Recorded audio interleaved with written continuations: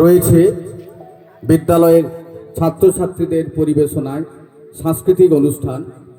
সাংস্কৃতিক অনুষ্ঠানে রয়েছে সুকুমার রায় রচিত নাটক পেটুক, ছাত্রছাত্রীদের দ্বারা পরিবেশিত নৃত্যানুষ্ঠান, সঙ্গীতানুষ্ঠান, এছাড়াও অন্যান্য অনুষ্ঠান সব রয়েছে, সান্ধ্যকালীন অনুষ্ঠান।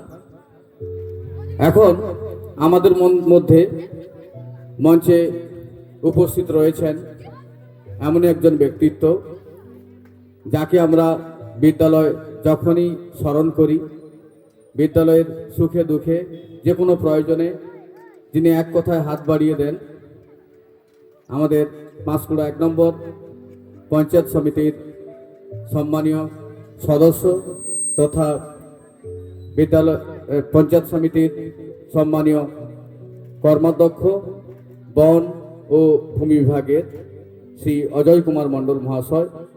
তিনি অনেক ব্যস্ততার মধ্যেও আমাদের ডাকে সাড়া দিয়ে তিনি আজকে আমাদের মধ্যে মঞ্চে উপস্থিত রয়েছেন। আমরা বিদ্যালয়ের পক্ষ থেকে কৃতজ্ঞতা প্রকাশ করছি, বিদ্যালয়ের পক্ষ থেকে শুভেচ্ছা এবং অভিনন্দন জ্ঞাপন করছি।